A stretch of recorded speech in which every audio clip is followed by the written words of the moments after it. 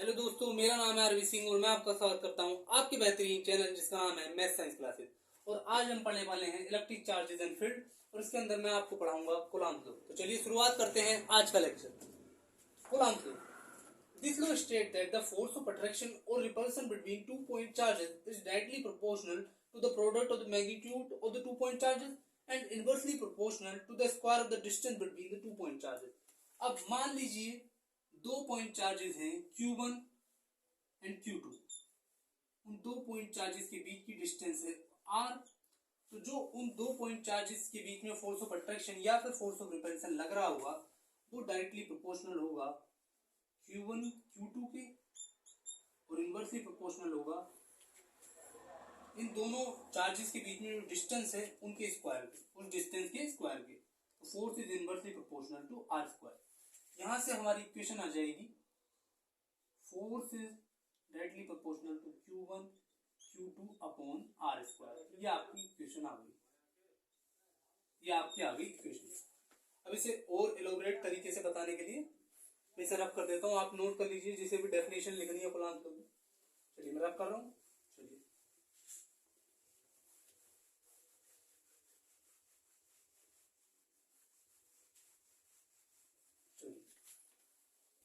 हमने माना था 2 पॉइंट चार्जेस हैं, एक पॉइंट चार्ज Q1, दूसरा पॉइंट चार्ज Q2।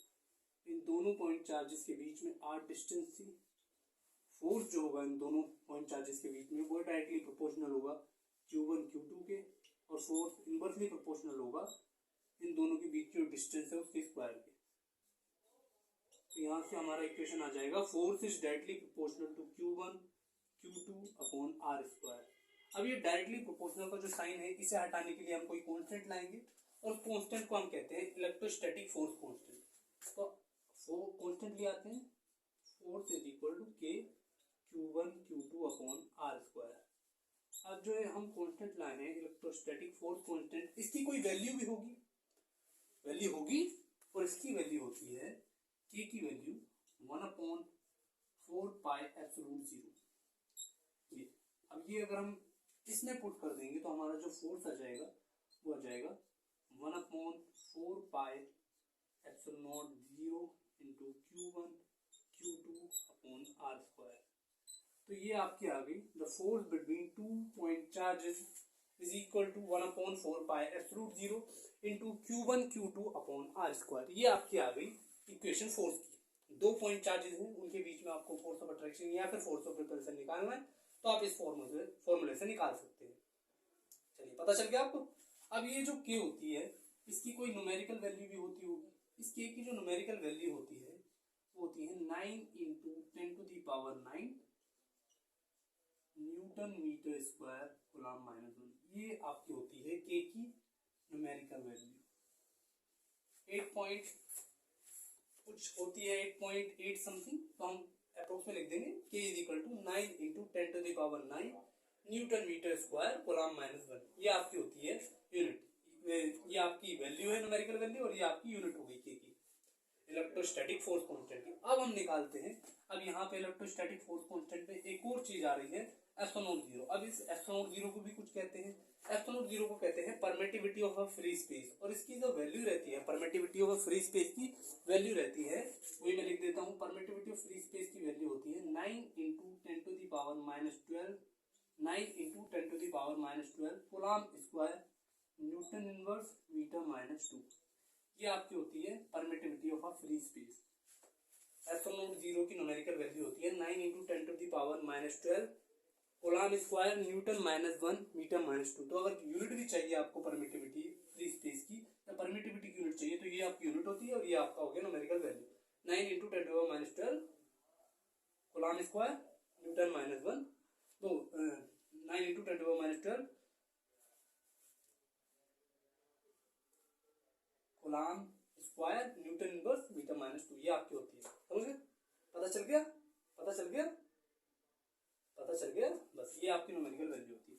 ये भी हो गया, ये भी हो गया। ये वैल्यू आप पुट कर सकते हैं अगर आपको न्यूमेरिकल वैल्यू पूरी फोर्स की चाहिए तो।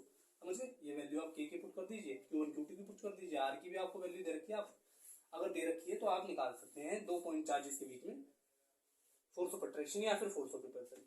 चलिए समझ में अगर आपको आए तो हमारे चैनल को सब्सक्राइब करिए। चलिए आगे चलते हैं। अब यहाँ पे हमने पढ़ लिया कूलॉम्स लॉ, हमने पढ़ा permittivity of a free space, हमने पढ़ा इलेक्ट्रोस्टैटिक फोर्स कांस्टेंट के बारे में। अब हम और चीजें पढ़ते हैं। अब पढ़ते हैं dielectric constant. Dielectric constant, dielectric constant, इसको हम के से डिनोट करते हैं, डाइलेक्ट्रिक कांस्टेंट, या फिर इससे हम रिलेटिव परमिटिविटी भी कह सकते हैं। तो आप लिख लीजिए खुद ही, मैंने आप कह दिया इसे रिलेटिव परमिटिविटी भी कह सकते हैं।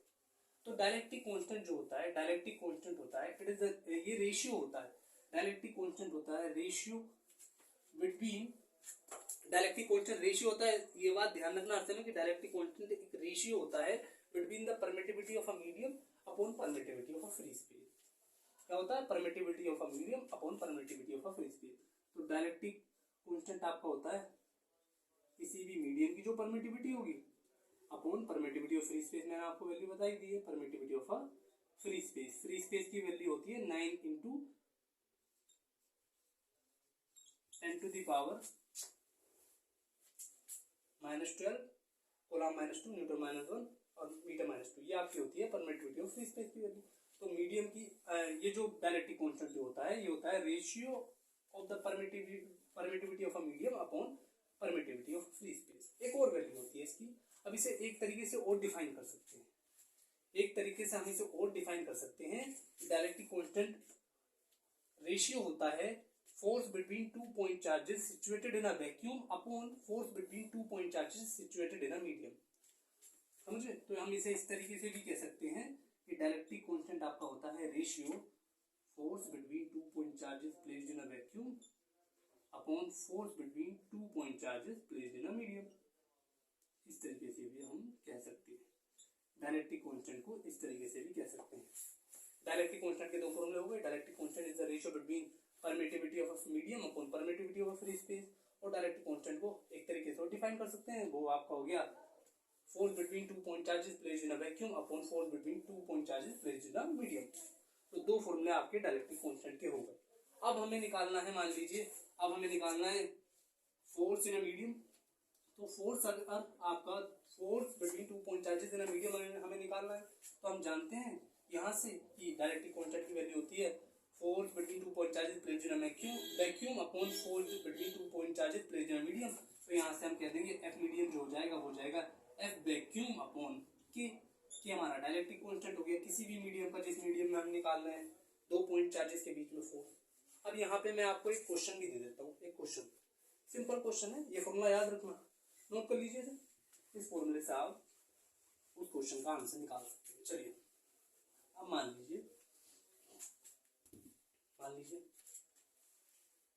लीजिए आपको वैक्यूम में 2 पॉइंट चार्ज प्लेस्ड है वैक्यूम में, और उनका जो फोर्स आपको दे रखा है वो दे रखा है 6 इंटू 10 टू द पावर -12,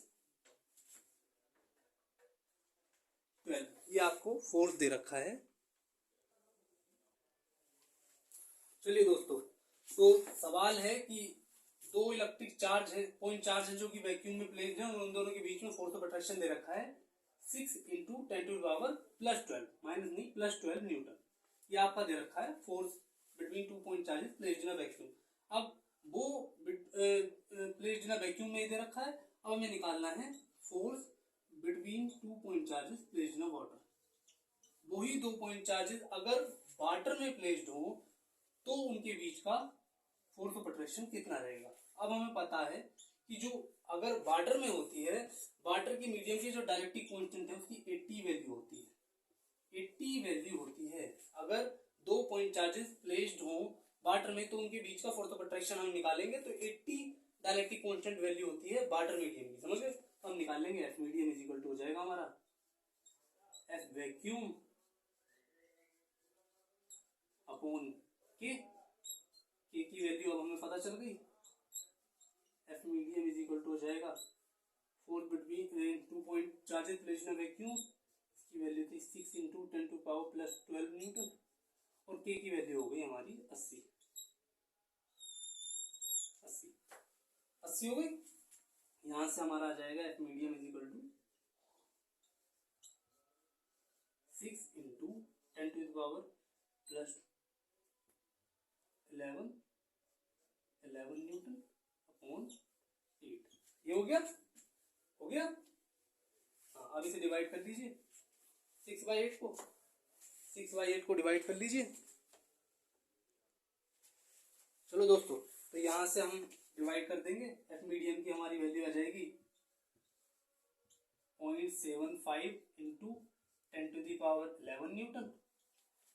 अब यहां से ये पॉइंट हटा दीजिए, एफ मीडियम की आपकी वैल्यू आ जाएगी 7.5 into 10 to the power 10 Newton.